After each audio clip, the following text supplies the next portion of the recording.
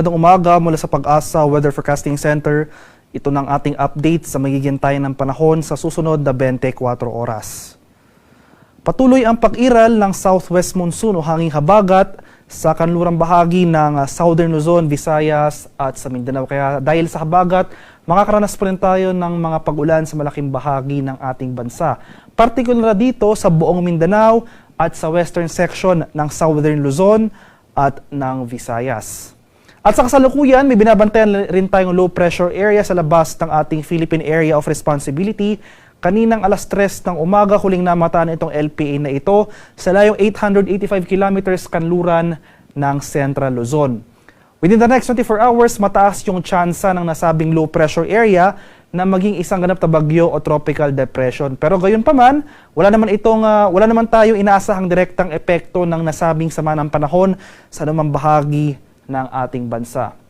At sa mga sunod na araw, magpapatuloy generally northwestward na paggalaw nito patungo sa bansang Vietnam.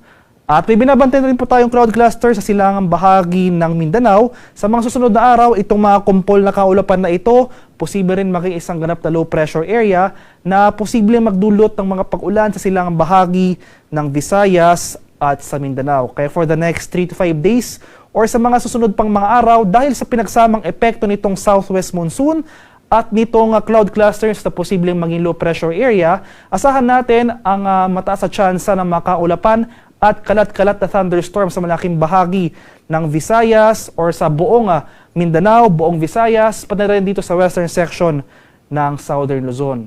Magpapatuloy itong maaliwalas sa panahon sa Metro Manila at sa lalalabing bahagi ng ating bansa, maliban na lamang sa mga tsansa ng biglaan at panandaliang buhos ng ulan na dulot ng localized thunderstorms. At para naman sa maging lagay ng ating panahon ngayong araw dito sa Luzon, dahil sa pag-iral ng hanging habagat, asahan pa rin natin itong maulap na kalangitan na may mga kalat-kalat na pag-ulan, pagkulog at pagkidlat sa bahagi ng Occidental Mindoro. Mas maaliwalas sa panahon naman na ating inaasahan dito sa Metro Manila and the rest of Luzon. Ngunit paghanda pa rin tayo sa mga tsansa ng biglaan o yung mga isolated rain showers or localized thunderstorms na dala ng habagat, especially dito sa western section ng Southern Luzon, particular sa mga areas ng Metro Manila, Cavite, Laguna, Batangas, pati na rin dito sa Bataan.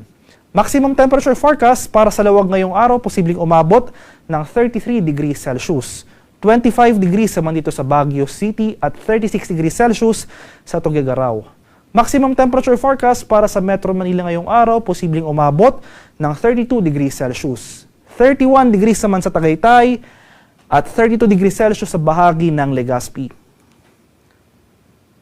Sa bahagi naman ng Palawan, Visayas at sa Mindanao, buong Mindanao, Western at Central Visayas, pati na rin dito sa Palawan, kabilang na dyan Calayan Islands. For today, dahil sa hanging habagat, patuloy tayong makakaranas ng maulang panahon. Maulap na kalangitan na may mga kalat-kalat na pag-ulan, pagkulog at pagkidlat. Kaya sa ating mga kababayan sa mga nabanggit na lugar, especially dito sa western at central portions ng Mindanao, patuloy po tayong maging handa at alerto sa mga banta ng pagbaha at pagguho ng lupa, lalong-lalo na kung tuloy-tuloy ang pag-ulan na mararanasan. And since sa mga nakarang araw nga, may mga naitala na tayong pagbaha sa ilang areas ng western at central Mindanao, kung may mga pag-ulan tayong mararanasan ngayong araw na mga kalat-kalat na pag-ulan, nadala ng habagat sa mga areas na ito, nananatiling mataas yung tsansa ng flash floods at landslides, kaya patuloy po tayong maging handa sa mga banta o sa mga hazards ng malalakas na ulan at pagbaha.